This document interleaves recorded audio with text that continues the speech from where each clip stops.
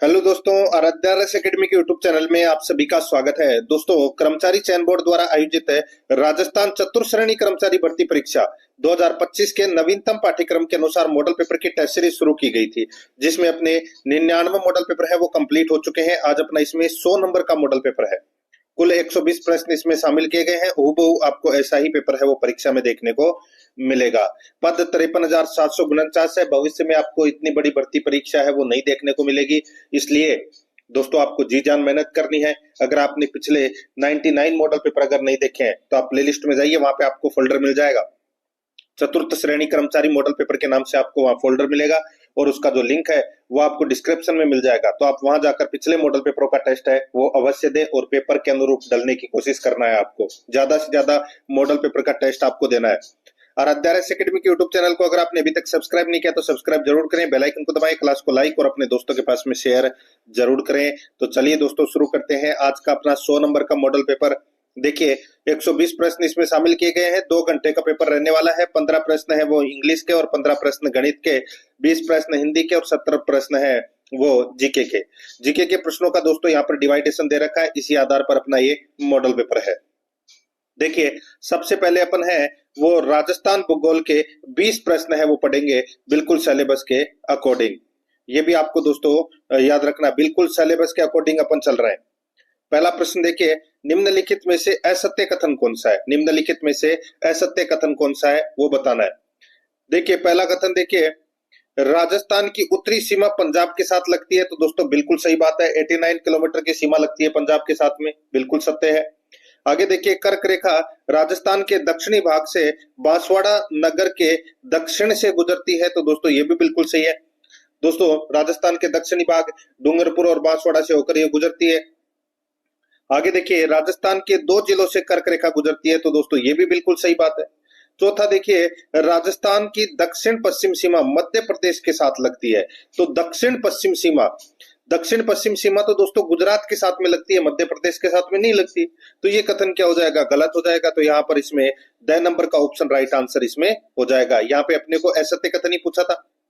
आगे देखिए second number का प्रश्न है, चूरू सरदार शहर क्षेत्र को कहा जाता था। चूरू सरदार शहर क्षेत्र को कहा जाता था, क्या कहा जाता था? तो दोस्तों इसको थली कहा जाता था।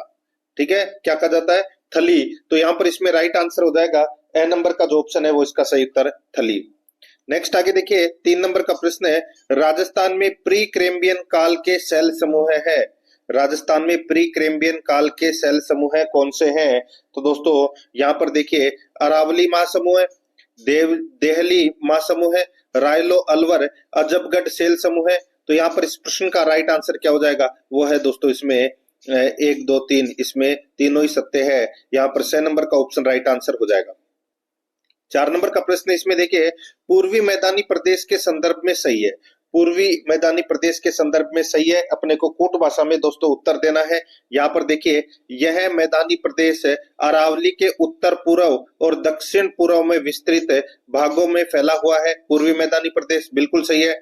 यह राज्य के लगभग 23.3% भूभाग पर फैला है। तो दोस्तों ये भी बिल्कुल सही है। मैदान की दक्षिणी पूर्वी सीमा विंध्य पठार द्वारा बनाई जाती है। तो दोस्तों ये भी बिल्कुल सही बात है। तो यहाँ पर तीनों के तीनों कथन है वो पूर्वी मैदान के संदर्भ में बिल्कुल सत्य है। तो यहाँ पर इस प्रश्न का राइट आंसर क्या हो जाएगा? 6 नंबर का ऑप्शन राइट आंसर है। 5 नंबर का प्रश्न है, इसमें देखिए, निम्न में से चंबल की सहायक नदी नहीं है। बताइए चंबल की कौन सी सहायक नदी नहीं है? यहाँ पर आप देख सकते हैं, बामनी है, ये चंबल की सहायक नदी है। मेज नदी, ये भी चंबल की सहायक नदी है। मेनाल नदी, ये दोस्तों ये मेनाल नदी है, ये बनास की सहायक नदी है। किसकी है? बनास की सहायक नदी। बाकी पार्वती, ये भी चंबल की सहायक नदी है। काली सिंध, ये भी चंबल की सहायक नदी है। तो यहाँ पर इसका राइट आंसर क्या हो जाएगा? क्या पूछा था प्रश्न में? चंबल की सहायक नदी नहीं है, तो केवल 3 इसका राइट आंसर हो जाएगा, यानी कि 6 नंबर का ऑप्शन बिल्कुल सही। दोस्तों देखिए, चतुर्श्रेणी कर्मचारी भर्ती परीक्षा के लिए दोस्तों एक बार फिर से नई क्लासें हैं वो ऑब्जेक्टिव शुरू की जा रही है, जिसमें आपको दोस्तों 15 दिन के अंदर कंप्लीट है वो कोर्स करवा दिया जाएगा। ऑब्जेक्टिव क्वेश्चनों का सिलेबस के अकॉर्डिंग सब्जेक्ट वाइज, कंप्यूटर के जो जो टॉपिक दे रखे हैं उन सभी टॉपिकों के क्रम वाइज मैं आपको ऑब्जेक्टिव क्वेश्चन करवाऊंगा, सभी के। ठीक है, सभी सब्जेक्ट के ऑब्जेक्टिव क्वेश्चन सिलेबस के अकॉर्डिंग। तो वो क्लासेस शुरू होने वाली है, तो उस क्लास के साथ में आपको जरूर जुड़ना है। इससे आपका क्या है, रिवीजन भी हो जाएगा और टॉपिक भी दोस्तों आपका क्लियर हो जाएगा।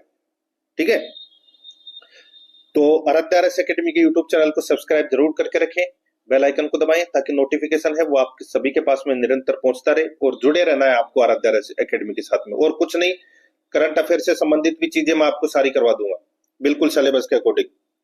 देखिए 6 नंबर का प्रश्न है, माही नदी का उपनाम नहीं है। माही नदी का उपनाम नहीं है। देखिए आदिवासियों की गंगा कहते हैं माही नदी को, बिल्कुल सही है। वागड़ की गंगा भी कहते हैं, बिल्कुल सही है। पश्चिमी राजस्थान की गंगा, ये गलत हो जाएगा दोस्तों। ये किसको कहते हैं, ये लूणी नदी को कहते हैं। मरु गंगा, पश्चिमी राजस्थान की गंगा किसको कहते हैं, लूणी नदी को कहते हैं। दक्षिण राजस्थान की गंगा ये माही नदी को कहते हैं। तो यहाँ पर माही नदी का उपनाम नहीं है पूछा है, तो यहाँ पर इसका राइट आंसर हो जाएगा 6 नंबर का ऑप्शन, बिल्कुल सही। कभी आप ऐसे मत कर देना कि माही नदी का उपनाम है, पढ़ने में थोड़ी सी मिस्टेक मत कर देना और देखो पहला ही क्वेश्चन, पहला ही ऑप्शन आदिवासियों की गंगा, तो उसके पर टिक लगा दो, ऐसा मत करना मित्रों।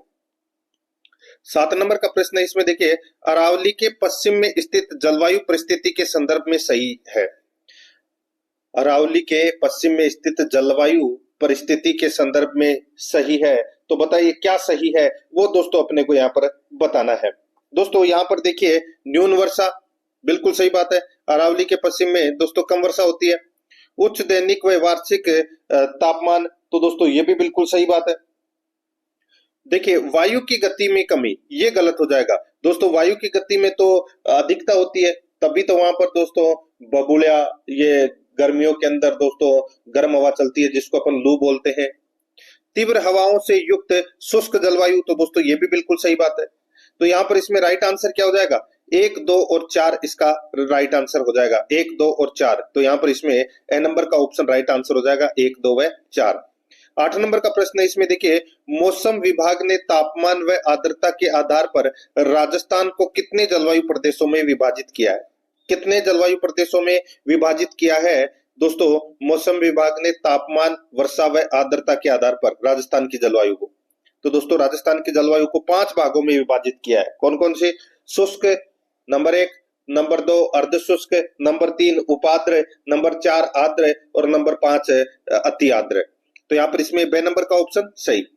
9 नंबर का प्रश्न इसमें देखिए वन रिपोर्ट कौन जारी करता है। वन रिपोर्ट कौन जारी करता है, तो दोस्तों ये पर्यावरण, वन एवं जलवायु परिवर्तन मंत्रालय है, ये वन रिपोर्ट जारी करता है। यहाँ पर 6 नंबर का ऑप्शन राइट आंसर हो जाएगा। 10 नंबर का प्रश्न इसमें देखिए national research centre for arid horticulture Rajasthan में किस जिले में स्थापित किया गया है। National research centre for arid horticulture Rajasthan के किस जिले में स्थापित किया गया है, इसका राइट आंसर हो जाएगा दोस्तों ये बीकानेर में स्थापित किया गया है। यहाँ पर ए नंबर का ऑप्शन राइट आंसर हो जाएगा बीकानेर में। नेक्स्ट आगे देखिए यहाँ पे 11 नंबर का प्रश्न है, राजस्थान में पशुधन में 2012 की तुलना में 2019 में प्रतिशत की दृष्टि से सर्वाधिक कमी किस पशु में आई है। तो सर्वाधिक कमी है वो कौन से पशु में आई है, तो दोस्तों यहाँ पर देखिए सर्वाधिक कमी है वो दोस्तों गधे में आई है, यानी कि गधे में सर्वाधिक कमी आई है। कितने प्रतिशत, तो दोस्तों 71.31% की कमी आई है।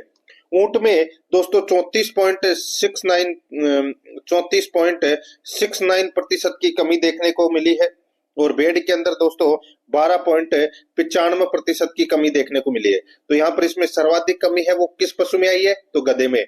बे नंबर का ऑप्शन राइट आंसर हो जाएगा। 12 नंबर का प्रश्न है, निम्न में से कौन सा लोह धात्विक खनिज नहीं है। बताइए कौन सा लोह धात्विक खनिज नहीं है। मैग्नीज है, कोबाल्ट है, टंगस्टन है, लेकिन बेराइट ये दोस्तों अधात्विक खनिज की श्रेणी में आता है। यहाँ पर इसमें 6 नंबर का ऑप्शन राइट आंसर हो जाएगा। आगे देखिए 13 नंबर का प्रश्न है, रॉक फॉस्फेट राजस्थान के किन जिलों में पाया जाता है। रॉक फॉस्फेट खनिज है ये दोस्तों उदयपुर, डूंगरपुर, अलवर, भरतपुर, इन क्षेत्रों में दोस्तों ये पाया जाता है रॉक फॉस्फेट। तो यहाँ पर इसमें राइट आंसर हो जाएगा बे नंबर का ऑप्शन बिल्कुल सही उत्तर हो जाएगा। 14 नंबर का प्रश्न इसमें देखिए राजस्थान पर्यटन निर्देशालय की स्थापना कब की गई थी। राजस्थान पर्यटन निर्देशालय की स्थापना दोस्तों कब की गई थी, तो दोस्तों ये 1955 में राजस्थान पर्यटन निर्देशालय की स्थापना की गई थी। ए नंबर का ऑप्शन बिल्कुल सही।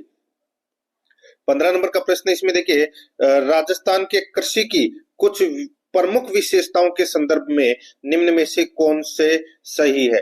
बताइए, राजस्थान के कृषि की कुछ प्रमुख विशेषताओं के संदर्भ में कौन सा सही है, वो अपने को यहाँ पर बताना है और कूट भाषा में दोस्तों अपने को उत्तर देना है। दोस्तों यहाँ पर देखिए, खाद्यान्न फसलों की प्रधानता है राजस्थान की कृषि में, बिल्कुल सही बात है दोस्तों। दूसरा देखिए, मानसून तटस्थ करती, ये कृषि गलत हो जाएगा दोस्तों। मानसून तटस्थ नहीं है राजस्थान का, ठीक है। आगे देखिए, शुष्क कृषि पर उच्च निर्भरता, तो दोस्तों ये बिल्कुल सही बात है। स्थानांतरण कृषि की मौजूदगी है, तो दोस्तों ये भी बिल्कुल सही है। तो यहाँ पर इसमें राइट आंसर क्या हो जाएगा? 1, 3, 4। 1, 3, 4 अपना इसमें क्या है? सत्य है। तो यहाँ पर इसका राइट आंसर क्या हो जाएगा? द नंबर का जो ऑप्शन है वो इसका बिल्कुल सही उत्तर हो जाएगा। 16 नंबर का प्रश्न इसमें देखिए, भारत के किस दिशा में राजस्थान स्थित है? भारत के किस दिशा में राजस्थान स्थित है? तो दोस्तों इसका राइट आंसर हो जाएगा, वो है उत्तर पश्चिम दिशा में राजस्थान स्थित है दोस्तों। यहाँ पर इसमें ए नंबर का ऑप्शन बिल्कुल सही। नेक्स्ट आगे देखिए, 17 नंबर का प्रश्न है, निम्न में से कौन सा एक सुमेलित नहीं है? कौन सा एक सुमेलित नहीं है वो अपने को बताना है। यहाँ पर देखिए, लूणी जवाई बेसिन को गोडवाड़ प्रदेश कहते हैं, तो दोस्तों बिल्कुल सही बात है। चंबल बेसिन है, इसको दोस्तों उत्खात भूमि के नाम से भी जाना जाता है, बिल्कुल सही बात है। माही बेसिन को छप्पन का मैदान कहते हैं, तो दोस्तों ये भी बिल्कुल सही बात है। देखिए, बनास बेसिन वागड़ प्रदेश, ये गलत हो जाएगा। देखिए, मैं आपको बताऊं, बनास बेसिन को 2 मैदानी प्रदेशों में बांटा गया है। नंबर 1 मेवाड़ का मैदान और नंबर 2 मालपुरा करौली का मैदान, ये आपको इसमें याद रखना है। तो यहाँ पर ये वागड़ प्रदेश है वो गलत दे रखा है, द नंबर का ऑप्शन अपना इसमें सही उत्तर हो जाएगा। 18 नंबर का प्रश्न इसमें देखिए, राजस्थान की पर्वत चोटियों को बढ़ते हुए क्रम में व्यवस्थित कीजिए। यानी कि बढ़ते हुए क्रम में अपने को क्या करना है? व्यवस्थित करना है। देखिए, गुरु शिखर, अचलगढ़, कुंभलगढ़, तारागढ़, यानी कि सबसे जो छोटी चोटी है वो कौन सी है इनमें? तो वो है दोस्तों तारागढ़। तारागढ़ की जो ऊंचाई है वो दोस्तों कितनी है? 870 मीटर। कितनी है? 870 मीटर। उसके बाद में दोस्तों देखिए, तारागढ़ कौन कौन से ऑप्शन में? एक तो एम है और एक स में है। उसके बाद में दोस्तों कुंभलगढ़ की ऊंचाई है वो दोस्तों कितनी है? तो ये 1224 मीटर है। 1200 दोस्तों 24 मीटर है ये इसकी ऊंचाई है, यानी कि अपना ए नंबर का ऑप्शन राइट आंसर हो जाएगा। इसमें अचलगढ़ दे रखा है, इसमें कुंभलगढ़ दे रखा है। तो 870 तारागढ़ की ऊंचाई, कुंभलगढ़ की 1224 है, अचलगढ़ की दोस्तों 1380 मीटर और गुरु शिखर की दोस्तों 1722 मीटर। तो यहाँ पर इसमें बढ़ते हुए क्रम में बताना था, ए नंबर का ऑप्शन बिल्कुल सही। 19 नंबर का प्रश्न इसमें देखिए, एक जिला एक उत्पाद योजना राजस्थान में किस मंत्रालय के अंतर्गत आती है? एक जिला एक उत्पाद योजना राजस्थान के किस मंत्रालय के अंतर्गत आती है? तो दोस्तों इसका राइट आंसर हो जाएगा, वो है वाणिज्य एवं उद्योग मंत्रालय के अंतर्गत आती है। यहाँ पर ए नंबर का ऑप्शन बिल्कुल सही उत्तर इसमें हो जाएगा। 20 नंबर का प्रश्न है, राजस्थान की अर्थव्यवस्था किस पर आधारित है? राजस्थान की अर्थव्यवस्था दोस्तों कृषि पर आधारित है, कृषि आधारित है ये, ठीक है। यहाँ पर ए नंबर का ऑप्शन बिल्कुल सही। अब अपन भाग 2 के अंदर दोस्तों राजस्थान इतिहास एवं कला संस्कृति से संबंधित 20 प्रश्न है वो पढ़ेंगे बिल्कुल सिलेबस के अकॉर्डिंग। 21 नंबर का प्रश्न है, इसमें देखिए, राजस्थान के एकीकरण पूर्व राजस्थान में कितनी रियासतें और ठिकाने थे? बताइए, राजस्थान के एकीकरण पूर्व राजस्थान में कितनी रियासतें और ठिकाने थे? तो दोस्तों यहाँ पर इसका राइट आंसर हो जाएगा 19 रियासतें और 3 ठिकाने थे। 19 रियासतें और 3 ठिकाने थे, स नंबर का ऑप्शन राइट आंसर हो जाएगा। आगे देखिए, यहाँ पे 22 नंबर का प्रश्न है, जेंटलमैन एग्रीमेंट के संबंध में निम्नलिखित में से कौन से कथन सत्य नहीं है? जेंटलमैन एग्रीमेंट के संबंध में निम्नलिखित में से कौन से कथन सत्य नहीं है? दोस्तों यहाँ पर आप देख सकते हैं, यह एग्रीमेंट 1942 में हुआ था, बिल्कुल सही बात है। किस किस के मध्य हुआ था? तो दोस्तों जयपुर के प्रधानमंत्री हीरालाल शास्त्री और मिर्जा इस्माइल के मध्य यह समझौता हुआ था, जेंटलमैन एग्रीमेंट, ठीक है। पहला इसमें बिल्कुल सही है। दूसरा देखिए, इसका संबंध झालावाड़ रियासत से है, गलत हो जाएगा। जयपुर रियासत से इसका संबंध है दोस्तों। और इस एग्रीमेंट के अनुसार रियासती सरकार भविष्य में अंग्रेजों की मदद नहीं करेगी, तो दोस्तों ये भी बिल्कुल सही बात है। तो यहाँ पर इसका राइट आंसर क्या हो जाएगा? 1 और 3, 1 और 3। तो यहाँ पर इसमें सही है। क्या पूछा था कि इनमें से कौन सा सत्य नहीं है? सत्य नहीं है पूछा है, तो इसमें दूसरा नंबर का कथन है वो सत्य नहीं है, यानी कि बे नंबर का ऑप्शन राइट आंसर हो जाएगा। दोस्तों, आप यूट्यूब के ऊपर मूमल क्लासेज के नाम से सर्च करोगे, मूमल क्लासेज के नाम से दोस्तों एक चैनल है, उसमें आपको current affair, Rajasthan current affair से संबंधित सामग्री देखने को मिलेगी। और परीक्षा के अंदर दोस्तों 5 प्रश्न है वो राजस्थान करंट अफेयर से संबंधित देखने को मिलेंगे। अगर आप वो प्रश्न सही करना चाहते हैं तो दोस्तों मूमल क्लासेज यूट्यूब चैनल को सब्सक्राइब जरूर करें, उसका लिंक मैं आपको डिस्क्रिप्शन में दे दूंगा। वहां जाकर जनवरी से और दोस्तों अभी तक के करंट अफेयर के प्रश्न है वो महीनोंवार आप जरूर देखें। देखिए यहाँ पे 23 नंबर का प्रश्न है, 1857 की क्रांति के दौरान राजस्थान में ब्रिटिश छावनियां थी, बताइए कितनी छावनियां थी? तो दोस्तों 6 सैनिक छावनियां थी। कौन कौन सी? तो दोस्तों एक ट्रिक है नानी ए ब्याव देखी, बहुत पुरानी ट्रिक है ये, यानी कि कौन कौन सी है? तो दोस्तों नसीराबाद, नीमच, देवली, खेरवाड़ा, एरिनपुरा, ब्यावर, ये 6 सैनिक छावनियां थी। यहाँ पर बे नंबर का ऑप्शन राइट आंसर हो जाएगा। 24 नंबर का प्रश्न है, निम्नलिखित प्रजामंडलों को उनके सही कालानुक्रम अनुसार व्यवस्थित कीजिए, यानी कि अपने को बताना है कि कौन से प्रजामंडल की स्थापना कब हुई थी, तो अपने को पहले से बाद के क्रम में अपने को जमाना है। देखिए यहाँ पे सबसे पहले मैं आपको बता देता हूँ, मेवाड़ प्रजामंडल की जो स्थापना है वो दोस्तों कब हुई थी? तो ये 1938 में हुई थी। कब हुई थी? 1938 में। भरतपुर प्रजामंडल की भी स्थापना दोस्तों 1938 में हुई थी। और बीकानेर प्रजामंडल की जो स्थापना है वो दोस्तों 1936 में हुई थी। और करौली प्रजामंडल की स्थापना दोस्तों 1939 में हुई थी। यानी कि दोस्तों भरतपुर और मेवाड़ प्रजामंडल में से सबसे पहले स्थापना मेवाड़ प्रजामंडल की हुई थी, ये भी आपको मैं बता देता हूं। तो यहाँ पर इसमें क्या होगा सही उत्तर? तो इसमें एक नंबर पे आएगा दोस्तों बीकानेर प्रजामंडल, फिर आएगा इसमें मेवाड़ प्रजामंडल, फिर आएगा दोस्तों इसमें भरतपुर प्रजामंडल और फिर आएगा करौली प्रजामंडल। यानी कि अपना इसमें राइट आंसर हो जाएगा 3-1-4-2, सॉरी 3-1-2-4, 3-1-2-4 इसका बिल्कुल सही उत्तर हो जाएगा। कौन से ऑप्शन में है? यहाँ पर द नंबर का ऑप्शन बिल्कुल सही। 25 नंबर का प्रश्न है, देश की स्वतंत्रता के पश्चात राजपूताना के 3 राज्यों का भारतीय संघ में विलय किसके तहत किया गया? देश की स्वतंत्रता के पश्चात राजपूताना के 3 राज्यों का भारतीय संघ में विलय किसके तहत किया गया? इसका राइट आंसर हो जाएगा दोस्तों किसके तहत किया गया? तो इसका सही उत्तर हो जाएगा दोस्तों वो है ये इंस्ट्रूमेंट ऑफ ऑब्लिगेशन के तहत किया गया। तो सॉरी इंस्ट्रूमेंट ऑफ ऑब्लिगेशन नहीं, इसमें हो जाएगा इंस्ट्रूमेंट ऑफ एक्सेशन के तहत किया गया था दोस्तों। यहाँ पर इसमें द नंबर का जो ऑप्शन है वो इसका बिल्कुल सही उत्तर हो जाएगा।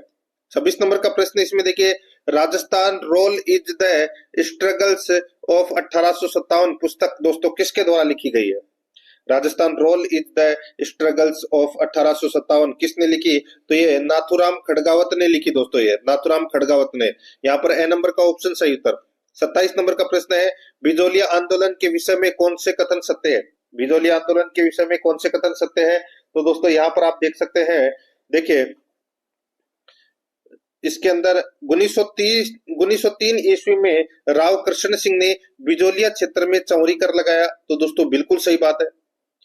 और देखिए पृथ्वी सिंह ने मेवाड़ द्वारा नए जागीरदार से तलवार बंदाई के रूप में ली गई रकम का भार जनता पर डाल दिया, तो दोस्तों ये भी बिल्कुल सही बात है। विरोध स्वरूप किसानों ने दोस्तों संपूर्ण जागीर में हल नहीं चलाया, तो दोस्तों ये भी बिल्कुल सही है। तो यहाँ पर तीनों कथन तो क्या है सत्य है। चौथा देखिए पृथ्वी सिंह ने गलती को समझा और कुछ किसानों को कुछ रियायतें देने की घोषणा की, तो ये कथन है वो गलत हो जाएगा। रियायतें देने की घोषणा की नहीं, तभी तो वो इतना लंबा चला। तो यहाँ पर इसका राइट आंसर क्या हो जाएगा? 1, 2, 3 कथन है वो क्या है? सत्य है। तो यहाँ पर अपने को कोट भाषा में उत्तर देना था, तो यहाँ पर इसमें 6 नंबर का ऑप्शन बिल्कुल सही। 1, 2, 3 इसमें क्या है? सही है। 28 नंबर का प्रश्न है, राजस्थान के भीलों और गोविंद गुरु के संदर्भ में असत्य कथन का चयन कीजिए। राजस्थान के भीलों और गोविंद गुरु के संदर्भ में असत्य कथन का चयन करना है। यहाँ पर देखिए उन्हें हिंदू धर्म में बनाए रखने के लिए भगत आंदोलन शुरू किया, उन्हें हिंदू धर्म में बनाए रखने के लिए भगत आंदोलन शुरू किया, बिल्कुल सही बात है। किसने? गोविंद गुरु ने। आगे देखिए, अंग्रेजों को लगा कि गोविंद गुरु द्वारा चलाए गए इस सामाजिक आंदोलन का उद्देश्य भील राज्य का निर्माण है, तो दोस्तों ये भी बिल्कुल सही बात है। तीसरा देखिए, उन्होंने संप सभा की मासिक बैठकें मानगढ़ पहाड़ी पर आयोजित की, ये गलत हो जाएगा। दोस्तों यहाँ पर मैं आपको बताऊं कि 1903 के अंदर जो पहली बैठक हुई थी संप सभा की, वो मानगढ़ पहाड़ी पर हुई थी। उसके बाद में दोस्तों हर साल अश्विन शुक्ल पूर्णिमा को यह बैठक है वो आयोजित की जाती थी। तो यहाँ पर मासिक बैठकें नहीं आयोजित की जाती थी, ये हर साल आयोजित की जाती थी दोस्तों। ये कथन 6 नंबर का गलत हो जाएगा। गोविंद गुरु ने राजस्थान के भीलों के सामाजिक और नैतिक उत्थान के लिए संप सभा की स्थापना की, तो दोस्तों ये बिल्कुल सही बात है। यहाँ पर अपने को क्या बताना था कि असत्य कथन का चयन कीजिए, तो असत्य कथन कौन सा है? 6 नंबर का ऑप्शन बिल्कुल सही उत्तर इसमें हो जाएगा। नेक्स्ट आगे देखिए, यहाँ पे 29 नंबर प्रश्न है, केसरी सिंह बारट ने चेतावनीरा चुंगटिया किसको संबोधित करके लिखा था? चेतावनीरा चुंगटिया, ये दोस्तों चेतावनीरा चुंगटिया किसको संबोधित करके लिखा था? इसका सही उत्तर हो जाएगा वो है महाराणा फतेह सिंह। महाराणा फतेह सिंह को संबोधित करके लिखा था दोस्तों ये केसरी सिंह बारट ने चेतावनीरा चुंगटिया। यहाँ पर इसमें बे नंबर का ऑप्शन बिल्कुल सही। नेक्स्ट आगे देखिए, 30 नंबर का प्रश्न है, सुमेलित करना है। दोस्तों सुमेलित करना है और कूट भाषा में अपने को उत्तर देना है कि कौन सा सही है। यहाँ पर आप देख सकते हैं शिक्षा संत के नाम से किसे जाना जाता है? शिक्षा संत के नाम से दोस्तों स्वामी केशवानंद को जाना जाता है। राजस्थान का गांधी किसे कहते हैं? राजस्थान का गांधी कहते हैं दोस्तों गोकुल भाई भट्ट को। और राजस्थान का ददीची किसे कहते हैं? राजस्थान का ददीची कहते हैं अर्जुन लाल सेठी को। और राजस्थान का जतिन दास किसे कहते हैं? तो दोस्तों बाल मुकुंद बिस्सा को राजस्थान का जतिन दास कहते हैं। तो यहाँ पर इस प्रश्न का सही उत्तर क्या हो जाएगा? 4-3-2-1, 4-3-2-1, यानी कि अपना इसमें 6 नंबर का ऑप्शन बिल्कुल सही। 31 नंबर का प्रश्न है, निम्नलिखित में से असंगत का चयन करें। निम्नलिखित में से या अपने को असंगत बताना है कि कौन सा इसमें असंगत है। यहाँ पर देखिए, अमरदास बैरागी के नाम से विख्यात क्रांतिकारी जोरावर सिंह बारट थे, तो दोस्तों बिल्कुल सही बात है। जोरावर सिंह ने अपना नाम है वो अमरदास बैरागी रख लिया था, ठीक है। तो पहला कथन सत्य है। दूसरा देखिए, पीप पत्रिका का संपादन जयनारायण व्यास ने किया था, तो दोस्तों ये भी बिल्कुल सही बात है। आगे देखिए, बाणासुर का शहीद मेजर शैतान सिंह को कहते हैं, तो दोस्तों ये भी बिल्कुल सही बात है। आगे देखिए, हटुंडी में गांधी आश्रम की स्थापना बाल मुकुंद बिस्सा ने की थी, तो ये बाल मुकुंद बिस्सा ने दोस्तों हटुंडी में गांधी आश्रम की स्थापना नहीं की थी। हटुंडी कहाँ है? अजमेर में। तो दोस्तों हटुंडी अजमेर में गांधी आश्रम की जो स्थापना है वो दोस्तों हरिभाऊ उपाध्याय के द्वारा की गई थी, बाल मुकुंद बिस्सा के द्वारा नहीं। तो यहाँ पर इसमें 2 नंबर का ऑप्शन राइट आंसर हो जाएगा, ये अपना असत्य कथन हो जाएगा। आगे देखिए, 32 नंबर का प्रश्न है, राजस्थान में सर्वाधिक मेले किस माह में आयोजित होते हैं? तो दोस्तों सर्वाधिक मेले हैं ये भाद्रपद माह में आयोजित किए जाते हैं। यहाँ पर इसमें 6 नंबर का ऑप्शन राइट आंसर हो जाएगा। नेक्स्ट आगे देखिए, यहाँ पे 33 नंबर का प्रश्न है, वह स्थान जो किसी भी प्रकार से लोक देवता रामदेव जी से संबंधित नहीं है। वह स्थान जो किसी भी प्रकार से लोक देवता रामदेव जी से संबंधित नहीं है, तो यहाँ पर इसका राइट आंसर हो जाएगा। देखिए, रुणेचा का संबंध है, पोखरण से है, मसूरिया कोटा के अंदर भी दोस्तों रामदेव जी का मंदिर है। तो यहाँ पर बनेड़ा इसका राइट आंसर हो जाएगा। बनेड़ा में रामदेव जी का मंदिर नहीं है, कोई संबंध नहीं है बनेड़ा से। यहाँ पर 2 नंबर का ऑप्शन बिल्कुल सही। 34 नंबर का प्रश्न है, खेड़ापा शाखा जोधपुर के प्रवर्तक कौन थे? बताइए, खेड़ापा शाखा जोधपुर के प्रवर्तक कौन थे? तो वो थे दोस्तों रामदास जी। ए नंबर का ऑप्शन बिल्कुल सही, रामदास जी। 35 नंबर का प्रश्न है, आभूषण अंग को सुमेलित कीजिए। बताइए, एक तरफ आभूषण है, दूसरी तरफ शरीर के अंग दे रखे हैं, अपने को बताना है कि कौन सा आभूषण कौन से शरीर के अंग पर पहना जाता है। यहाँ पर देखिए, बोरला आभूषण दोस्तों सिर पर पहना जाता है, ठीक है। और यहाँ पर देखिए, चौंप आभूषण है, ये दोस्तों नाक का आभूषण है। किसका आभूषण है? नाक का, ठीक है। और दोस्तों यहाँ पर आप देख सकते हैं तेंदड़ आभूषण है, ये भी दोस्तों नाक का आभूषण है। किसका है? नाक का। रमजोल है वो दोस्तों पैर का आभूषण है। तो यहाँ पर इसमें राइट आंसर क्या हो जाएगा? वो है 4-3-1-2, 4-3-1-2, यानी कि अपना इसमें ए नंबर का जो ऑप्शन है वो इसका बिल्कुल सही उत्तर हो जाएगा। आगे देखिए, 36 नंबर का प्रश्न है, मंजीरा, तानपुरा, चौतारा वाद्य यंत्रों का प्रयोग किस नृत्य में किया जाता है? मंजीरा, तानपुरा, चौतारा वाद्य यंत्रों का प्रयोग किस नृत्य में किया जाता है? इसका राइट आंसर हो जाएगा 13 ताली नृत्य में किया जाता है दोस्तों ये इनका प्रयोग। ब नंबर का ऑप्शन बिल्कुल सही उत्तर हो जाएगा। 37 नंबर का प्रश्न है, महाराणा कुंभा ने निम्नांकित में से कौन से गांव एकलिंग जी के मंदिर की पूजा एवं व्यवस्था हेतु प्रदान किए थे? महाराणा कुंभा ने निम्नांकित में से कौन से गांव एकलिंग जी के मंदिर की पूजा एवं व्यवस्था हेतु प्रदान किए थे? तो यहाँ पर इसका राइट आंसर क्या हो जाएगा? वो है दोस्तों इसमें बताइए, वो थे दोस्तों नागदा, कालोड़ा, मालाखेड़ा और भीमाना। नागदा, कालोड़ा, मालाखेड़ा और भीमाना ये दोस्तों एकलिंग जी के मंदिर की पूजा एवं व्यवस्था हेतु प्रदान किए थे गांव महाराणा कुंभा ने। यहाँ पर इसमें द नंबर ऑप्शन बिल्कुल सही, बहुत ही अच्छा प्रश्न है। 38 नंबर का प्रश्न है, ग्रासिया द्वारा किया जाने वाला नृत्य है, बताइए ग्रासिया जनजाति का इनमें से कौन सा नृत्य है? तो ये वालर नृत्य है, ये ग्रासिया जनजाति का नृत्य है। ए नंबर ऑप्शन सही। 39 नंबर प्रश्न है, राजस्थानी भाषा का साहित्यिक रूप कौन सी बोली है? राजस्थानी भाषा का साहित्यिक रूप दोस्तों डिंगल है। कौन सी है? डिंगल। स नंबर ऑप्शन सही। आगे देखिए, श्रावक प्रतिक्रमण सूत्र चूर्णी ग्रंथ का संबंध किस चित्रकला से है? तो दोस्तों इसका सही उत्तर हो जाएगा वो है मेवाड़ चित्रकला से है। यहाँ पर इसमें द नंबर का ऑप्शन बिल्कुल सही उत्तर हो जाएगा। अब अपन दोस्तों भाग 3 के अंदर राजस्थान पॉलिटी से संबंधित 5 प्रश्न है वो पढ़ेंगे सिलेबस के अकॉर्डिंग। 41 नंबर का प्रश्न इसमें देखिए, निम्नलिखित में से असत्य कथन कौन सा है? बताइए असत्य कथन है वो कौन सा है? 2 कथन दे रखे हैं, कूट भाषा में अपने को उत्तर देना है। देखिए अनुच्छेद 153 में राज्यपाल पद का उल्लेख मिलता है, तो दोस्तों बिल्कुल सही बात है।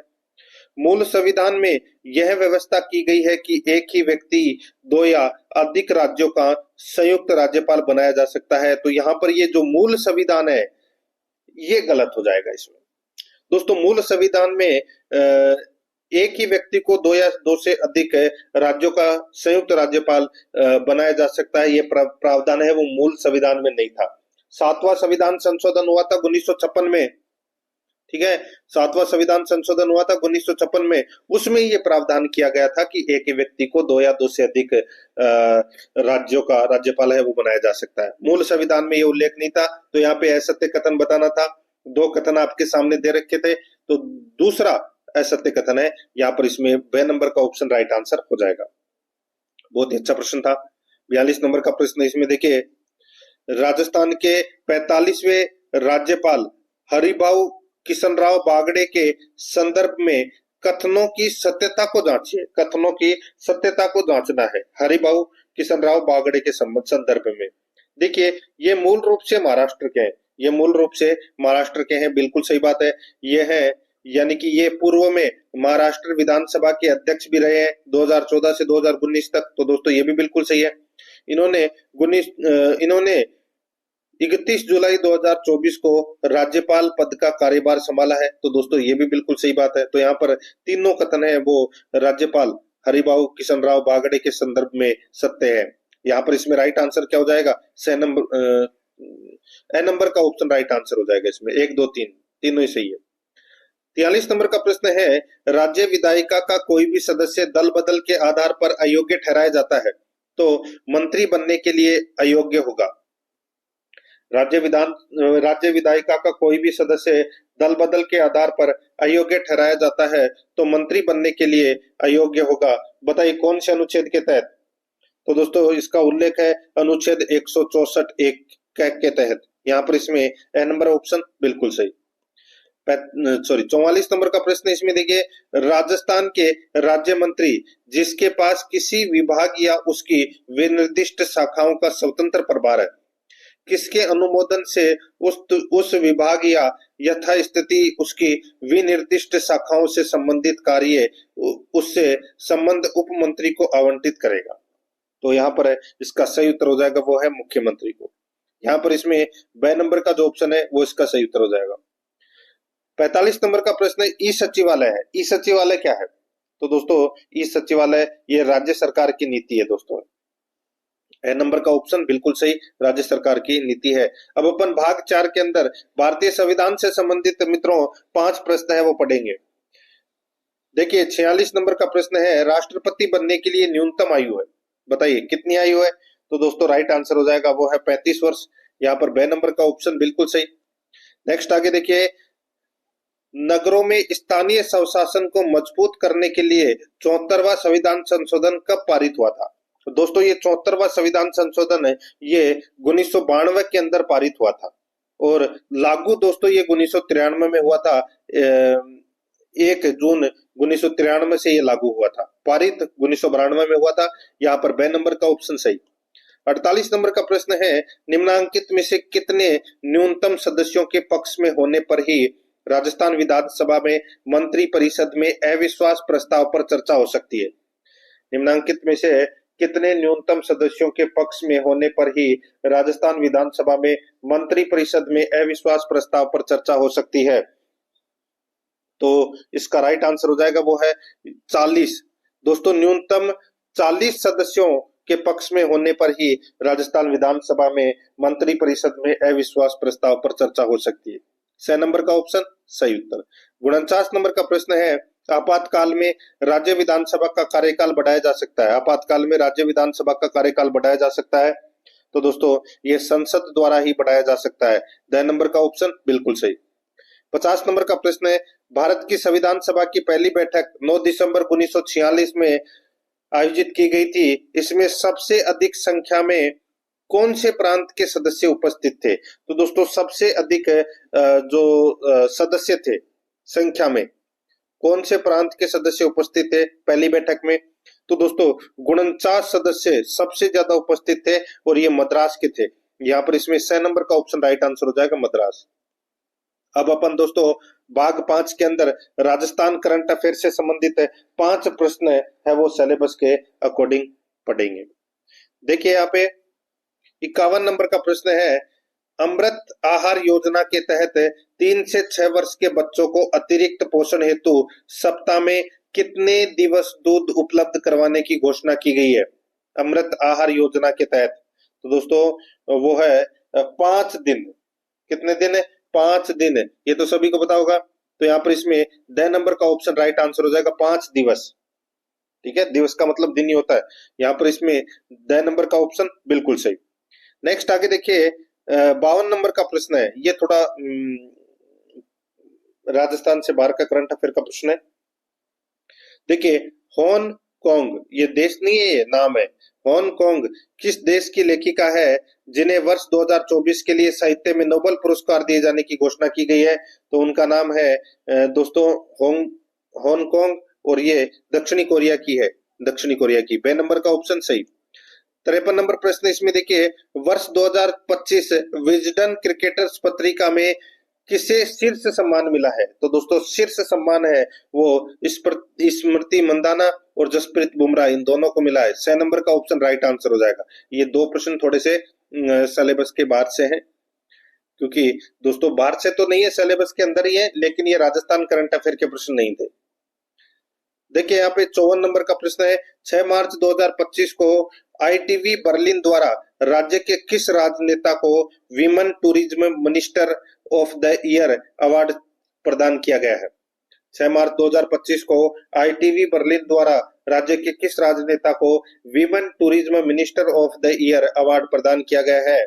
इसका सही उत्तर हो जाएगा दोस्तों वो है दोस्तों दिया कुमारी को, उप मुख्यमंत्री दिया कुमारी को यह अवार्ड प्रदान किया गया है। बे नंबर ऑप्शन सही। 55 नंबर का प्रश्न है, प्रधानमंत्री ने बीकानेर से अमृत भारत स्टेशन, प्रधानमंत्री नरेंद्र मोदी ने बीकानेर से अमृत भारत स्टेशन परियोजना के तहत राजस्थान के कितने स्टेशन को विकसित किया गया है? तो दोस्तों राजस्थान के 8 स्टेशन को विकसित किया गया है। यहाँ पर ए नंबर ऑप्शन सही। अब अपन दोस्तों भारतीय करंट अफेयर से संबंधित 5 प्रश्न है वो पढ़ेंगे सिलेबस के अकॉर्डिंग। यहाँ पर देखिए 56 नंबर का प्रश्न है, मानव विकास सूचकांक रिपोर्ट 2025 असंगत कथन कौन सा है वो अपने को बताना है। देखिए मानव विकास सूचकांक रिपोर्ट 2025 में जो पहला स्थान है वो है आइसलैंड का और उसका स्कोर है 0.972। ये स्कोर रहा है उसका, बिल्कुल सही बात है। भारत का स्थान दोस्तों 130वां है, तो दोस्तों ये भी बिल्कुल सही बात है। संयुक्त राष्ट्र विकास कार्यक्रम द्वारा जारी की गई है दोस्तों ये रिपोर्ट, बिल्कुल सही बात है दोस्तों। आगे देखिए पाकिस्तान की स्थिति भारत के बराबर है, ये कथन हो जाएगा गलत, क्योंकि दोस्तों भारत का स्थान तो 130वां है और पाकिस्तान का स्थान है वो दोस्तों 168वां है। तो यहाँ पर इसमें द नंबर का ऑप्शन राइट आंसर हो जाएगा, बराबर नहीं है, द नंबर ऑप्शन सही।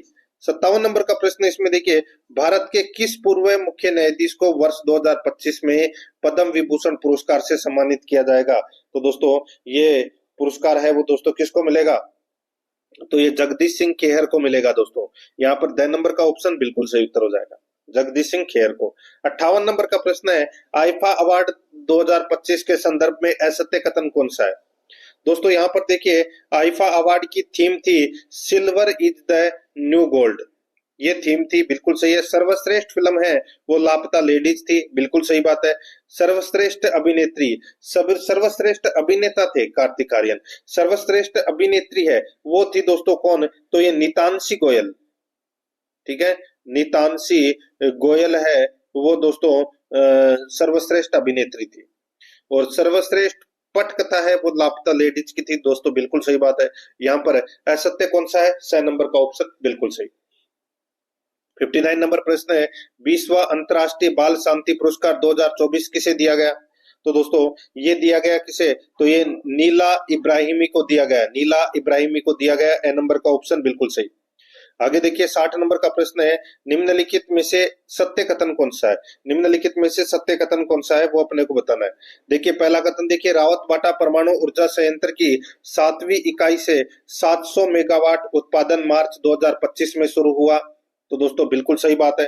दूसरा देखिए 700 मेगावाट क्षमता की यह राजस्थान की पहली व देश की 25वीं इकाई है, तो दोस्तों ये भी बिल्कुल सही बात है। तो यहाँ पर दोनों के दोनों कथन है वो क्या है? सत्य है। यहाँ पर ए नंबर का ऑप्शन बिल्कुल सही उत्तर इसमें हो जाएगा। देखिए ये राजस्थान करंट अफेयर का प्रश्न था, तो आप राजस्थान वाले में डाल लीजिए इसको, तो बिल्कुल सिलेबस के अकॉर्डिंग अपन चल रहे हैं। अब अपन देखिए यहाँ पे भाग 7 के अंदर सामान्य विज्ञान से संबंधित 5 प्रश्न है वो पढ़ेंगे, बिल्कुल सिलेबस के अकॉर्डिंग। यहाँ पर देखिए 61 नंबर का प्रश्न है, निम्नलिखित में से ऊष्माक्षेपी अभिक्रिया है, बताइए ऊष्माक्षेपी अभिक्रिया है तो वो कौन सी है?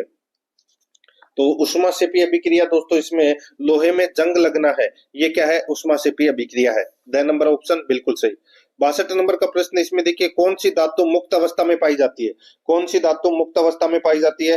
तो दोस्तों तांबा है, ये मुक्त अवस्था में पाया जाता है, ए नंबर का ऑप्शन बिल्कुल सही उत्तर हो जाएगा। 63 नंबर का प्रश्न है, जब श्वेत प्रकाश किसी प्रिज्म से गुजरता है तो कितने रंगों में विभाजित होता है? जब श्वेत प्रकाश किसी प्रिज्म से गुजरता है तो कितने रंगों में विभाजित होता है? तो दोस्तों ये 7 रंगों में विभाजित होता है, द नंबर का ऑप्शन राइट आंसर, ठीक है। ऊपर वाले का मैंने बताया कौन सी धातु मुक्त अवस्था में पाई जाती है, तो दोस्तों तांबा, ठीक है।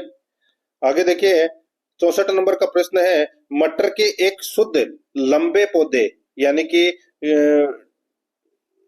कैपिटल टी को एक शुद्ध बोने पौधे स्मॉल टी डबल टी के साथ संकरण कराया जाता है। F2PD में शुद्ध लंबे तथा शुद्ध बोने पौधों का अनुपात है वो क्या होगा? तो दोस्तों इसका जो अनुपात है वो 1:1 ही होगा। यहाँ पर बे नंबर का ऑप्शन बिल्कुल सही। आगे देखिए शरीर का संतुलन करता है, तो दोस्तों शरीर का संतुलन है वो अनुमस्तिष्क करता है, यहाँ पर द नंबर का ऑप्शन राइट आंसर हो जाएगा।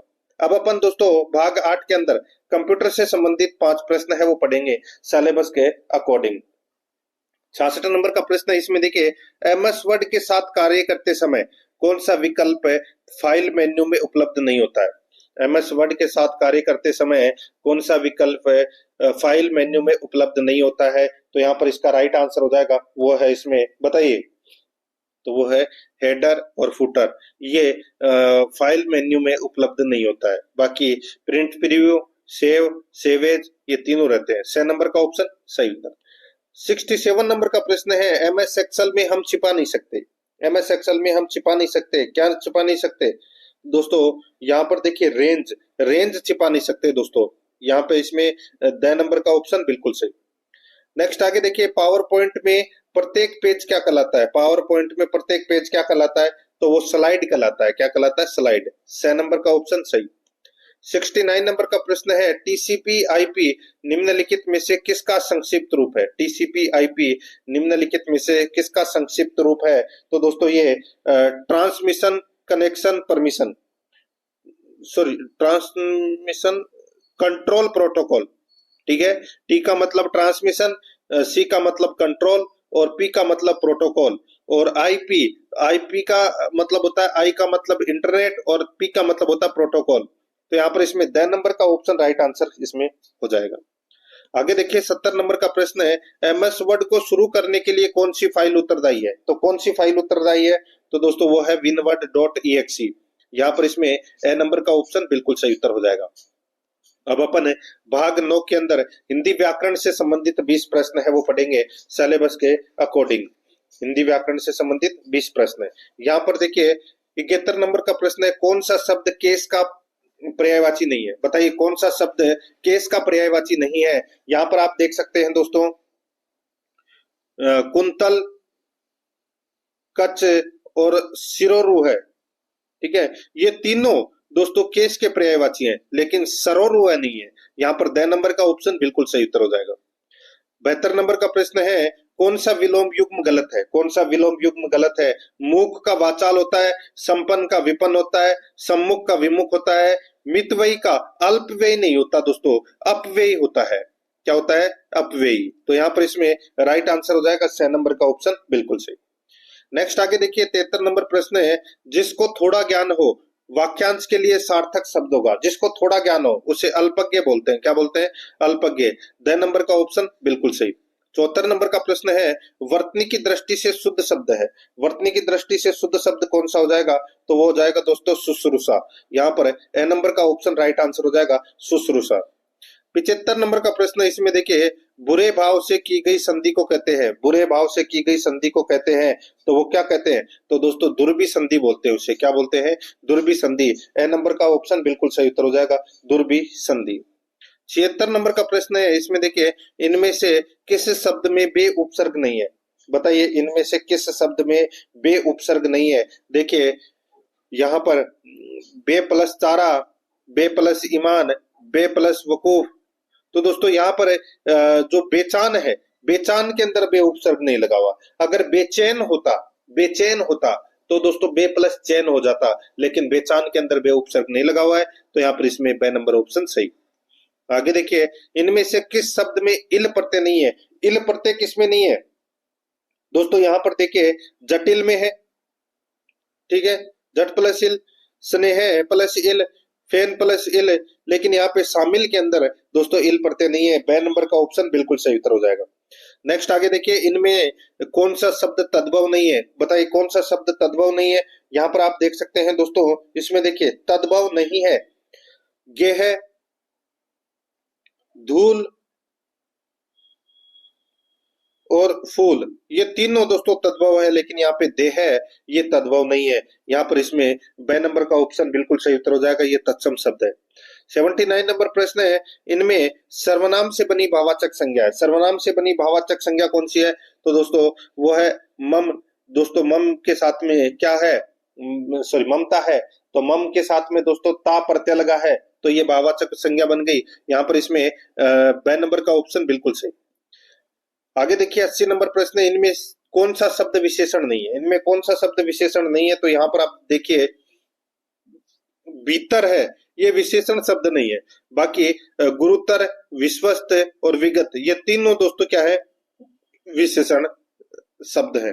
संज्ञा और सर्वनाम की विशेषता बतलाने वाले शब्दों को दोस्तों विशेषण कहते हैं। तो यहाँ पर इसमें ए नंबर का ऑप्शन राइट आंसर हो जाएगा।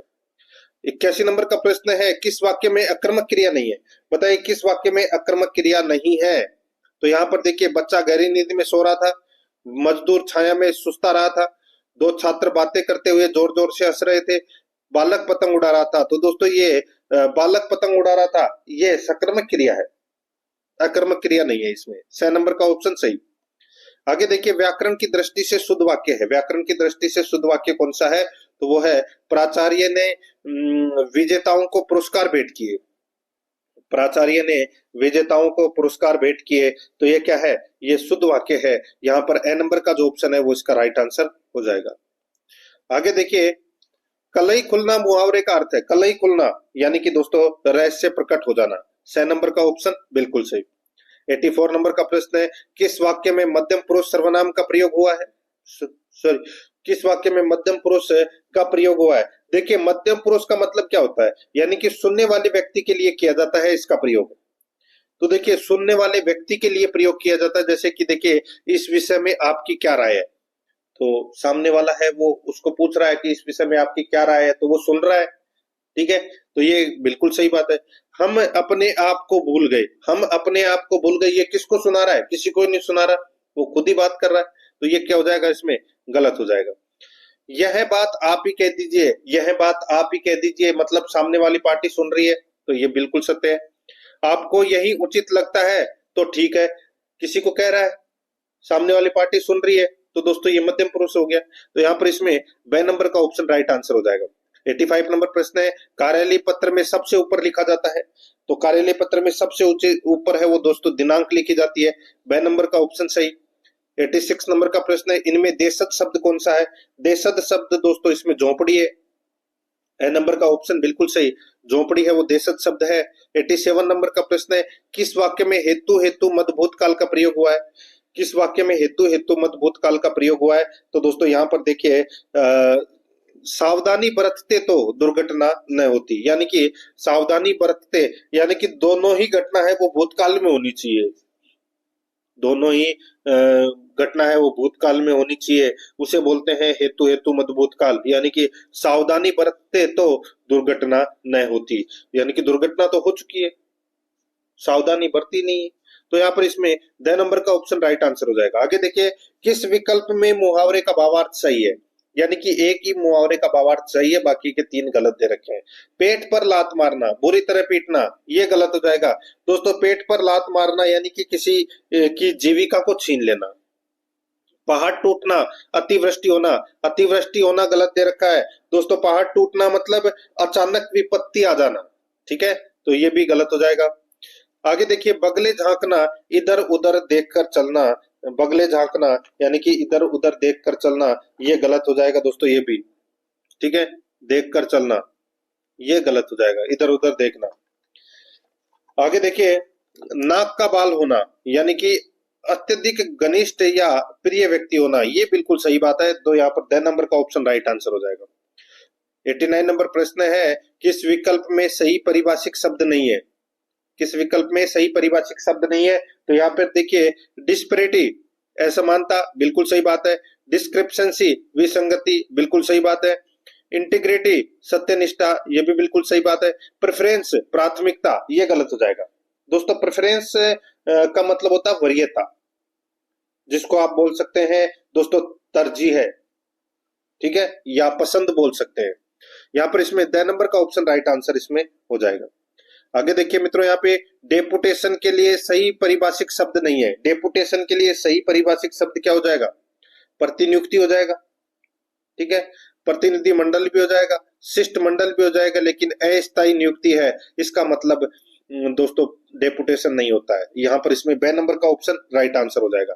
अब अपन दोस्तों भाग 10 के अंदर इंग्लिश ग्रामर से संबंधित है 15 प्रश्न है वो पढ़ेंगे सिलेबस के अकॉर्डिंग। यहाँ पर आप देख सकते हैं दोस्तों 91 नंबर का प्रश्न है, correct the underline part in the given sentence by choosing the most appropriate alternative. यहाँ पर आप देख सकते हैं दोस्तों इसके अंदर इसमें देखिए अंडरलाइन, दोस्तों आप इसको ये कर लेना, हैड बीन कैंसिल, ठीक है। देखिए the tournament has been cancel, तो इसमें ये जो हैज बीन कैंसिल है इसके स्थान पर क्या आएगा वो अपने को यहाँ पर बताना है। यहाँ पर आप देख सकते हैं दोस्तों, यहाँ पर द टूर्नामेंट है, ये दोस्तों सिंगुलर सब्जेक्ट है और सिंगुलर सब्जेक्ट है, तो दोस्तों अपन सिंगुलर वर्ब का ही यूज करेंगे। तो दोस्तों ये वाक्य है वो क्या है, पेसिव वॉइस में है, इसलिए हैज बीन प्लस वर्ब की थर्ड फॉर्म का प्रयोग करेंगे। तो यहाँ पर इसमें राइट आंसर क्या हो जाएगा, हैज बीन कैंसिल्ड होगा, इसमें हैज बीन कैंसिल्ड। यहाँ पर इसमें 1 नंबर का ऑप्शन है वो इसका बिल्कुल सही उत्तर हो जाएगा।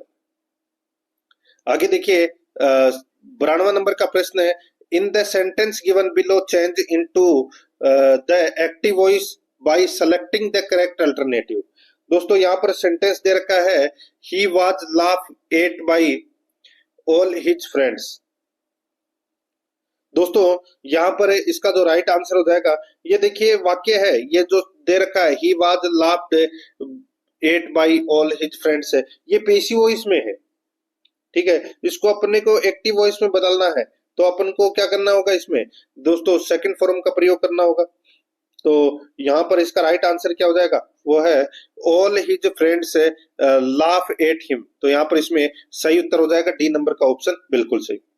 नेक्स्ट आगे देखिए, यहाँ पे 93 नंबर प्रश्न है, change the given sentence into indirect speech. तो यहाँ पे सेंटेंस दे रखा है have you submitted your report yet, she said.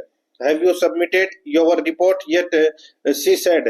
तो दोस्तों यहाँ पर इसका राइट आंसर क्या हो जाएगा, वो है she asked him if he had submitted the report till then.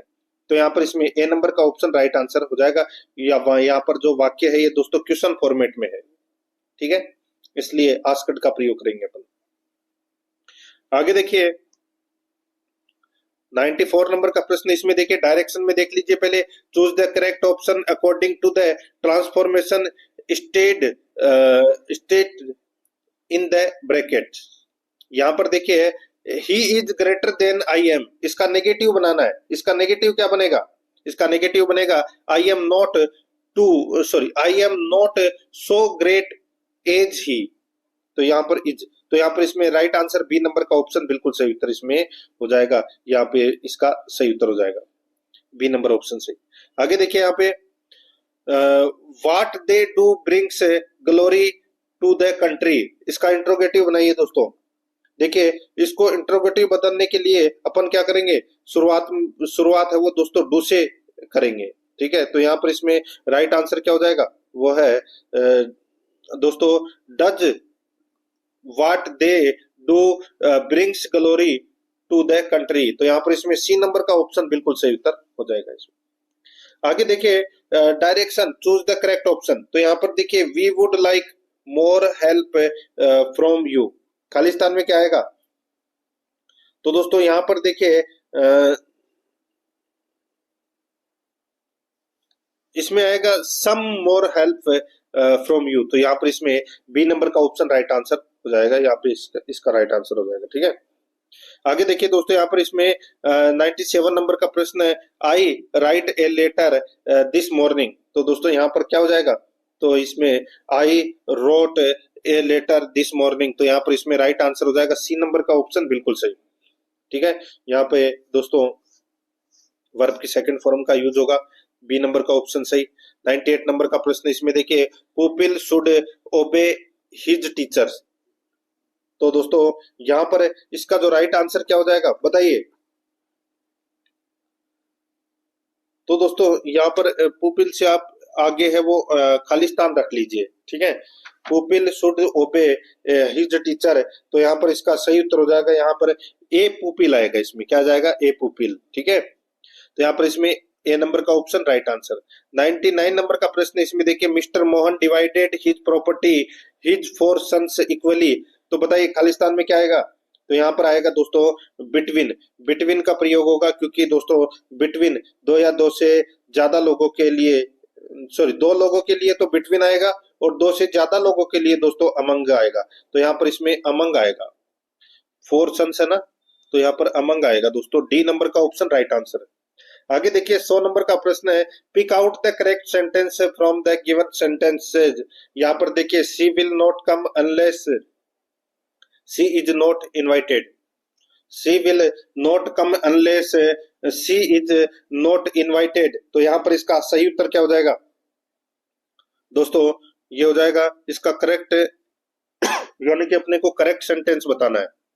तो ये हो जाएगा she will not come unless she is invited. तो यहाँ पर इसमें सही उत्तर डी नंबर वाला हो जाएगा, ऑप्शन है वो इसका बिल्कुल सही उत्तर है। अनलेस एक नेगेटिव वर्ड है, इसके बाद वाक्य का अगला पार्ट है वो पॉजिटिव होता है। तो यहाँ पर इसमें सही उत्तर हो जाएगा डी नंबर ऑप्शन सही। आगे देखिए 101 नंबर का प्रश्न है choose the correct option to fill in the blanks.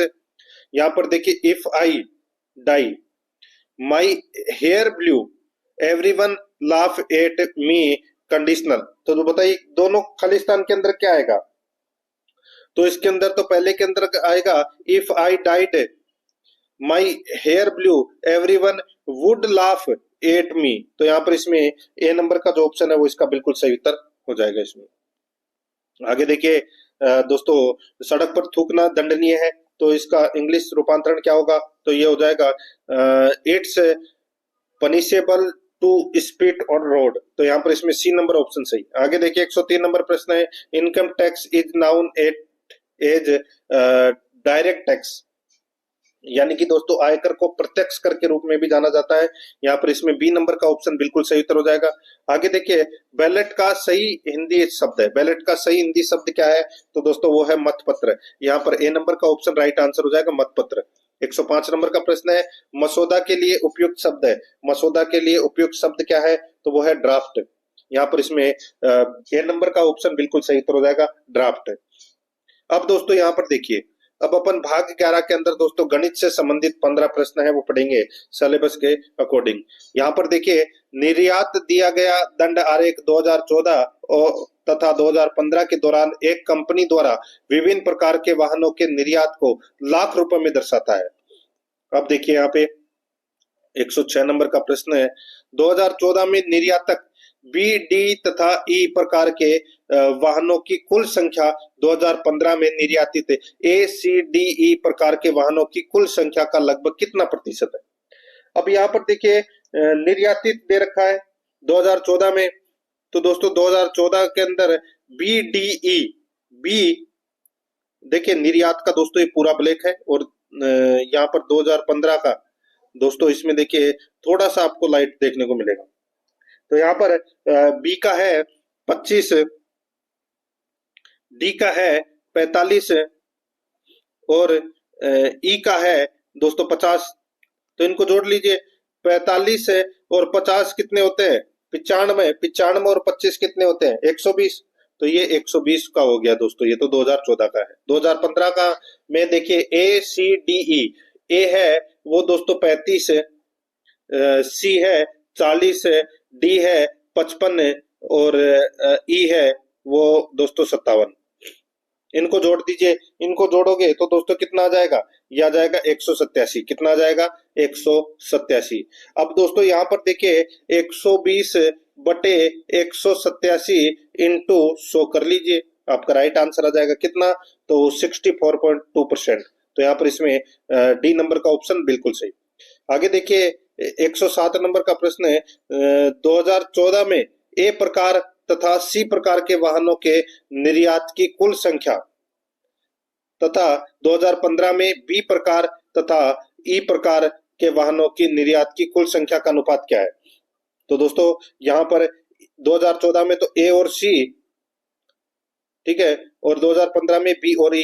तो ए और सी का अनुपात देखिए, ए और सी, ए 27 प्लस सी का कितना 43, और इसमें बी और ई का पूछा है 2015 में, तो बी का है दोस्तों 33 और इसका हो जाएगा दोस्तों ई का 57। तो 33 और 57 कितने हो जाएंगे दोस्तों? ये हो जाएंगे 90 और 27 और 43 ये 70। तो अनुपात निकालना है इनका, तो दोस्तों काट लीजिए, 0 से 0 कट जाएगा, 7 और 9 बचेंगे, यानी कि अनुपात कितना बचेगा? 7:9। तो यहाँ पर बी नंबर का ऑप्शन बिल्कुल सही। आगे देखिए 108 नंबर प्रश्न है, 12,000 रुपए की राशि पर 1.5 वर्ष में 12% वार्षिक ब्याज की दर से चक्रवर्ती ब्याज यदि ब्याज 5 माह में संयोजित होता है तो साधारण ब्याज का अंतर क्या है? दोस्तों सबसे पहले दोस्तों यहाँ पर आप देख सकते हैं 12,000 रुपए की राशि पर 1.5 वर्ष में 12% वार्षिक ब्याज की दर से चक्रवर्ती ब्याज यदि ब्याज 5 माह में संयोजित होता है तो साधारण ब्याज का अंतर है वो क्या होगा? यहाँ पर आप देख सकते हैं दोस्तों, देखिए मूलधन है वो दे रखा है यहाँ पे 12,000 रुपए, समय है वो 1.5 वर्ष, सॉरी समय है वो 1/4 वर्ष दे रखा है। तो समय कितना हो जाएगा दोस्तों? देखिए 5 भाई 1/4 का मतलब कितना हो गया? 3 माह हो गया, ठीक है। तो 12 माह है प्लस 3 कितना हो गया? 15 माह हो गया। और सीधा सा आप ऐसे भी निकाल सकते हैं कि 1/1/4 है, 1/1/4 है, तो इसको अपन लिख सकते हैं दोस्तों 4 एकम 4, 4 और 1 5, यानी कि 5/4 इंटू 12 कर लीजिए। 5/4 इंटू 12 करोगे तो भी दोस्तों 15 माह आ जाएगा। ठीक है, ब्याज दोस्तों 5 माह प्रति संयोजित हो रही है, तो दोस्तों समय कितना हो जाएगा भाई, 15 माह में 5 का भाग दोगे तो कितना आ जाएगा, 3 वर्ष। 3 वर्ष क्या हो जाएगा, बाद क्या हो जाएगा, समय हो जाएगा। दर है वो दोस्तों, दर कैसे कर निकालेंगे अपन, तो दर यहाँ पर 12% दे रखी है, तो 12/5, तो यहाँ पर 12 से 12 कट गया तो कितना बचा, 5, तो दर अपनी क्या हो जाएगी, 5% हो जाएगी, बस। इसके अलावा और कुछ नहीं करना है आपको। तो यहाँ पर साधारण ब्याज निकाल लीजिए दोस्तों। अब इतना तो मैंने आपको बताया, दर तो आ गई 5%, मूलधन आपके पास में है 12,000 और समय है वो दोस्तों 3 वर्ष का दे रखा है, बस। तो यहाँ पर इसको निकाल लीजिए, इसको आप काटापीटी करोगे, चक्रवर्ती ब्याज पहले निकाल लीजिए। चक्रवर्ती ब्याज दोस्तों 1891.5 निकलेगा और साधारण ब्याज है वो दोस्तों 1800 निकलेगा। ठीक है, तो यहाँ पर इसमें राइट आंसर क्या हो जाएगा, वो है दोस्तों 91.5, ये इसका राइट आंसर हो जाएगा 91.50 रुपए। 109 नंबर का प्रश्न है, एक व्यक्ति एक निश्चित दूरी 12 किलोमीटर प्रति घंटे की गति से तय करता है तथा 9 किलोमीटर प्रति घंटा की गति से प्रारंभिक बिंदु पर आता है। पूरी यात्रा में उसके द्वारा लिया गया समय 2 से 1/3 घंटा है। उसके द्वारा कुल तय की गई दूरी किलोमीटर में है। यहाँ पर देखिए, माना की दूरी दोस्तों x है, तो अपन इसको कैसे लिखेंगे, इसको लिखेंगे दोस्तों x/12 प्लस x/9 बराबर दोस्तों 2 से 1/3 घंटे दे रखे। अब बस इसको सोल्व करना है। इसको सोल्व करोगे तो दोस्तों यहाँ पर कितना हो जाएगा, 2 से 1/3 है, तो इसको अपन क्या लिख सकते हैं, 3 दूनी 6 और 1 7, यानी कि 7/3 है वो अपन इसको लिख सकते हैं। अब इसको सीधा सा हो जाएगा x/12 प्लस x/9 बराबर दोस्तों 7/3। इसका एलसीएम ले लीजिए, इसका एलसीएम कितना हो जाएगा दोस्तों, यहाँ पे 36 हो जाएगा। ठीक है, कितना हो जाएगा, 36। तो यहाँ पर दोस्तों 12 में 12 का भाग दिया 36 में, कितनी बार गया, 3 बार, तो 3x प्लस 9 का भाग दिया 36 में, तो कितना हो जाएगा, 4x। ठीक है, बराबर दोस्तों ये जो अब यहाँ पर दोस्तों 12 सत्ते 84 आएगा। ठीक है, यहाँ पे कितना आएगा, 84 आएगा। तो यहाँ पर 4 और 3 7, यानी कि 7x बराबर कितना हो जाएगा, 84। तो x बराबर कितना हो जाएगा, 84 में दोस्तों 7 का भाग दिया तो कितना आ जाएगा, 12 किलोमीटर। अब दोस्तों 12 किलोमीटर तो ये अपना आ गया। अब व्यक्ति द्वारा तय की गई कुल दूरी, तो 2 से मल्टीप्लाई कर लीजिए, उसको कितना हो जाएगा, 24। तो यहाँ पर 24 इसका राइट आंसर हो जाएगा, सी नंबर ऑप्शन सही। 110 नंबर प्रश्न है, किसी वस्तु पर 32% की छूट के साथ अथवा 20% तथा 12% दो क्रमिक छूटों के बाद उसके विक्रय मूल्य के बीच 36 रुपए का अंतर है, उस वस्तु का अंकित मूल्य क्या होगा। दोस्तों 20% और 12% की प्रभावी छूट दी गई है, तो इसको अपन सीधा सा ऐसे लिख सकते हैं 20 प्लस 12 माइनस 20 इंटू 12/100, तो बराबर क्रमिक छूट दोस्तों टोटल कितनी हो गई, तो ये हो गई 29.6%। अब दो छूटों के बीच में अंतर है, तो दोस्तों यहाँ पे 32% माइनस 29.6 माइनस कर लीजिए तो कितना जाएगा, 2.4%। ठीक है, 2.4% है ये दोस्तों 36 के बराबर है। तो यहाँ पर अपने को अंकित मूल्य निकालना है, तो दोस्तों क्या हो जाएगा, यहाँ पे 36 इंटू 100/2.4 कर लीजिए, कितना आ जाएगा, 1500 रुपए। तो यहाँ पर इसमें बी नंबर ऑप्शन सही उत्तर हो जाएगा। आगे देखिए, 12% वार्षिक त्रैमासिक रूप में दे ब्याज के समतुल्य प्रभावी वार्षिक ब्याज दर दशमलव के 2 स्थान तक शुद्ध क्या होगी, बताइए। मूलधन अपना यहाँ पर दे रखा है, मान लीजिए दोस्तों, माना मूलधन है वो 10,000 को मान लीजिए। ठीक है, अब 12% वार्षिक त्रैमासिक रूप में दे है, तो सीधा सा आप कर सकते हैं, नॉर्मल है। तो यहाँ पर दर है वो कितने हो जाएगी, दर दोस्तों त्रैमासिक है। ठीक है, त्रैमासिक 12% वार्षिक त्रैमासिक रूप में दे है, तो यहाँ पर दोस्तों दर हो जाएगी 4%, भाई तीसरा हिस्सा हो जाएगा। और समय है वो दोस्तों त्रैमासिक है, तो 4 वर्ष का समय हो जाएगा, बस, और कुछ नहीं करना। यहाँ पे इसका राइट आंसर क्या हो जाएगा, यहाँ पर वार्षिक ब्याज दर क्या होगी, तो यहाँ पर इसका सही उत्तर हो जाएगा 12.55। बी नंबर का ऑप्शन बिल्कुल सही। 12 नंबर का प्रश्न है, इसमें देखिए एक व्यक्ति ने 50,000 रुपए का निवेश किया, जिसमें से कुछ राशि उसने 10% और शेष राशि 12% वार्षिक साधारण ब्याज दर पर निवेश की। 2 वर्ष पूरे होने पर उसे ब्याज के रूप में कुल 11,640 रुपए प्राप्त हुए। निवेश के प्रथम और द्वितीय भागों की राशि कितनी थी, वो अपने को यहाँ पर बताना है। देखिए यहाँ पे सीधा सा है दोस्तों, 2 वर्षों में जो कुल ब्याज है वो कितना है, यहाँ पर 11,640 है। ठीक है, तो एक साल का ब्याज कितना हो जाएगा, इसमें से आधा हो जाएगा कितना, तो ये हो जाएगा 5820। ठीक है, अब औसत वार्षिक दर है वो निकालनी है, तो दोस्तों यहाँ पे 5820 बटे 5000 इंटू 100 कर लीजिए, तो कितना आ जाएगा, ये आ जाएगा दोस्तों 11.64%। ठीक है, अब दोस्तों अपने को यहाँ पर क्या 11.64% आ गया ना। अब इसको तो आप बीच में लिख दीजिए 11.64%, और ये हो जाएगा 10, ये 12, तो दोस्तों बस इसमें से माइनस कर लीजिए, तो ये आ गया दोस्तों 0.36, और ये आ गया दोस्तों 1.64। ठीक है, तो अनुपात आ गया दोस्तों यहाँ पर 9। इसको काट लीजिए, तो ये कट रहा 4 से, तो ये 4 से 9 बार कटा, ये दोस्तों 4 से 41 बार कटा, तो यहाँ पर अनुपातों का योग कितना हो गया दोस्तों 50। तो पहला भाग निकालना है, तो यहाँ पर 9 बटे 50 इंटू 50,000 कर लीजिए, कितना आ जाएगा दोस्तों, ये हो जाएगा 9,000 रुपए। और दूसरा भाग निवेश करना है, तो दोस्तों दूसरा भाग 50,000 में से 9,000 माइनस कर दीजिए, कितना आ गया 41,000। तो 9,000 और 41,000 इसका राइट आंसर हो जाएगा, सी नंबर ऑप्शन सही। आगे देखिए 18 ग्राम 4.5 केजी का कितने प्रतिशत है, बताइए। तो दोस्तों सीधा सा हो जाएगा, यहाँ पे 18 बटे 4500 इंटू 100 कर लीजिए, तो यहाँ पे 0 से 2 जीरो कट गए। अब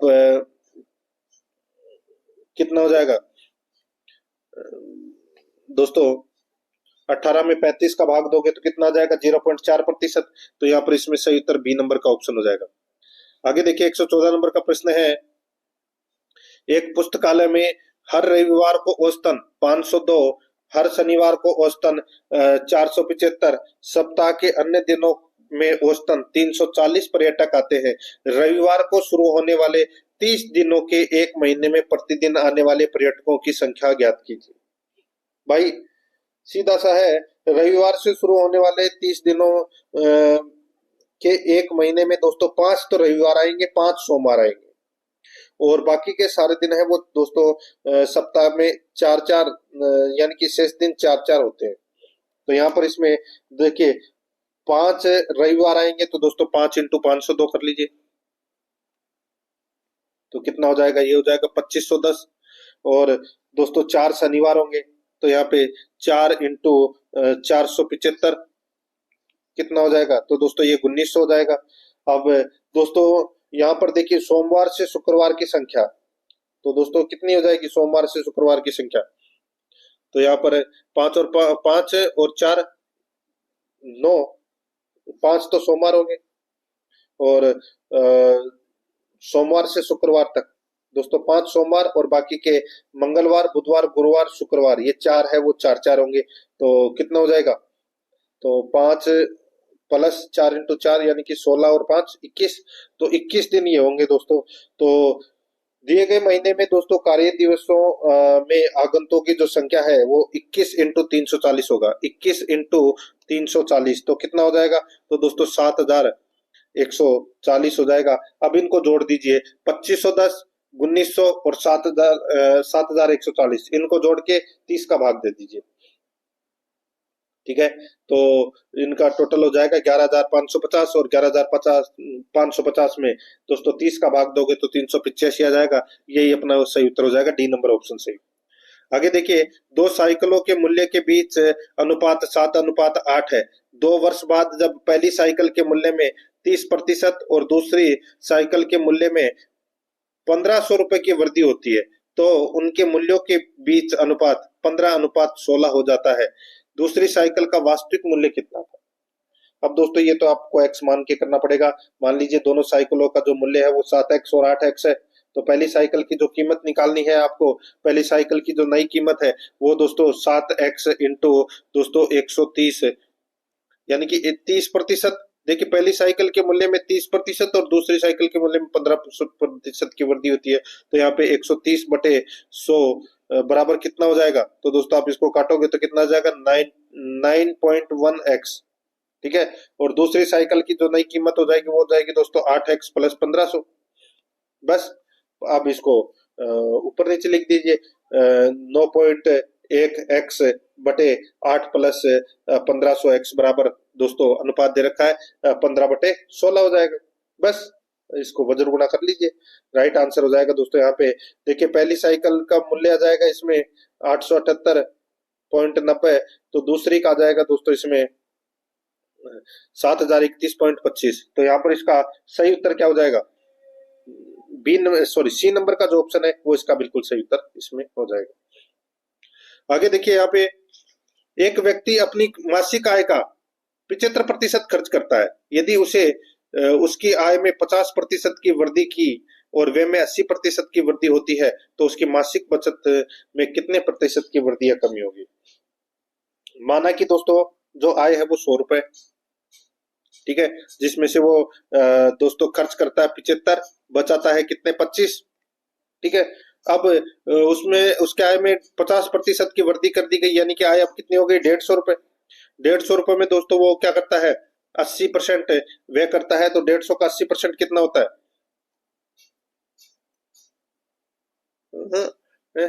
ये क्या कर रहा है कि व्यय में भी 80% की वृद्धि होती है। तो यहाँ पे देखिए व्यय 75% का दोस्तों आपको 80% और निकालना है। तो 75 का 80% निकालोगे तो दोस्तों कितना आ जाएगा? 135। अब बचे कितने दोस्तों? 15। तो ये 15% बचत हो जाएगी इसमें।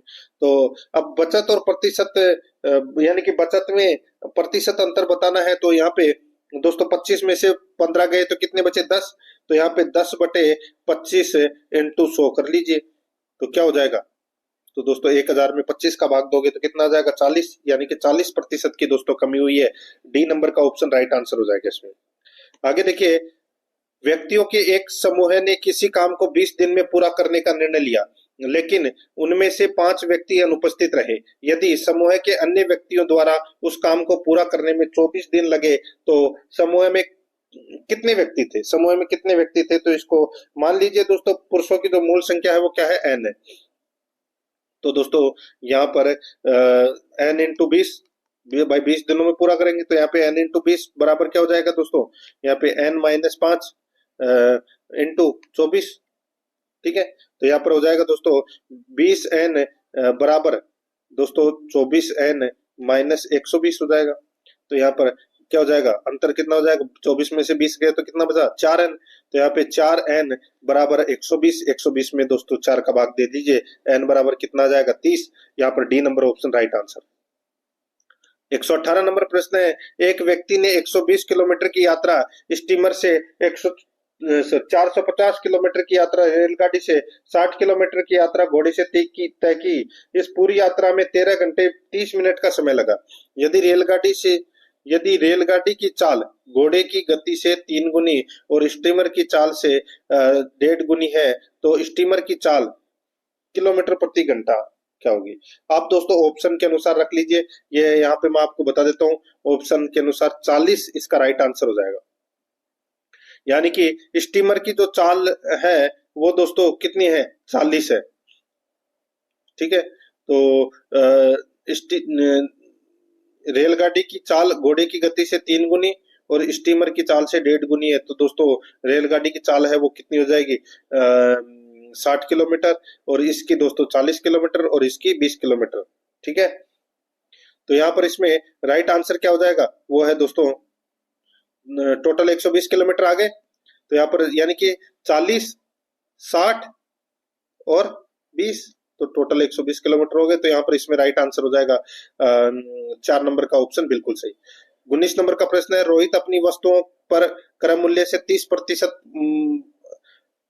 अधिक मूल्य अंकित करके उन पर 13.5% की छूट देता है। यदि वह किसी वस्तु को 1012 रुपए में बेचता है तो उस वस्तु का क्रय मूल्य ज्ञात कीजिए। भाई सीधा सा हो जाएगा। यहाँ पे मान लीजिए कि कॉस्ट प्राइस है वो दोस्तों 100 रुपए है, तो यहाँ पे जो सेलिंग प्राइस है यानी कि 30% अधिक मूल्य अंकित करता है तो कितना, 100 रुपए की वस्तु के ऊपर 130 लिख देता है। तो सीधा सा हो जाएगा दोस्तों यहाँ पर 130 एक्स इंटू 100 माइनस 13.5 बटे 100 कर लीजिए बस।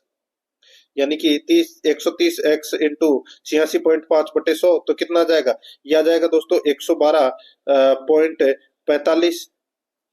ठीक है, और ये 112.45 है, ये 1012.05 के समतुल्य है। तो यहाँ पर 1012.05 इंटू 100 बटे 112.45 तो कितना जाएगा, 900। यहाँ पर इसमें ए नंबर का ऑप्शन सही उत्तर। आगे देखिए यहाँ पे 4.5, 0.009 और 0.18 का लघुत्तम समापवर्त्य ज्ञात कीजिए। तो दोस्तों इसका समापवर्त्य क्या होगा, 4500। इसका दोस्तों एलसीएम निकाल लीजिए, इसका एलसीएम निकलेगा दोस्तों 4500। ठीक है, और दोस्तों सॉरी ये पॉइंट हटा के आप करोगे तो इसका एलसीएम दोस्तों 4500 निकलेगा।